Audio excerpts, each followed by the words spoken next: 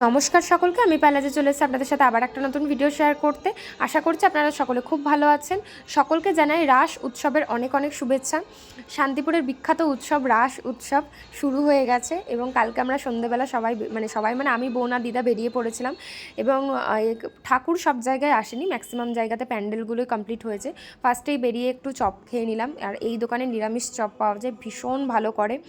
তো যাই হোক, ফার্স্টেই গেছিলাম একটা প্যান্ডেলে এবং আগমেশ্বরী তলায় এই প্যান্ডেলটা করেছে, বেশ ভালো করেছে প্যান্ডেলটা, দেখতে এত সুন্দর কি বলবো। আর কালকে বেশ সন্ধ্যাবেলা বেরোনোর কারণ হচ্ছে দিদা যেহেতু প্যান্ডেল হপিং করতে পারবে না হেঁটে হেঁটে, তো তাই জন্য দিদাকে নিয়ে একটু বেরিয়ে গেছিলাম।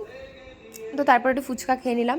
তারপরে এই প্যান্ডেলটা আমরা ঢুকিনি, এটা রাস্তা থেকে একটু ক্লিপ নিলাম, কারণ প্রচুর ভিড় ছিল তখন, ওই জন্য আর নামিনি। আর এখানে লাইটিংটা এত ভালো করেছিল, আমরা তো খালি লাইট খুঁজছি যে কোথায় ভালো ফটো আসবে, তো এই জায়গাটা আমরা চুজ করেছি এবং যে কটা দিন ফটো তুলবো সব ছবি এখানেই তুলবো ঠিক করেই নিয়েছি। আর যদি আরও দূরে কোথাও, কারণ কালকে সব জায়গায় আমরা যাইনি, কয়েকটা বড় বড় প্যান্ডেল যেগুলো খুব মানে বড় বড় সুন্দর প্যান্ডেল হয়েছে সেখানে গেছি। তো সব থেকে যে জিনিসটা ভালো লাগে রাসের, শুধু যে আমরাই রাস উৎসবটাকে এনজয় করি এমনটা কিন্তু নয়, বাইরে থেকে অনেকে আসে রাস দেখতে, এবং এটা আজকে থেকে বলে না, অনেক বছর ধরে আসে।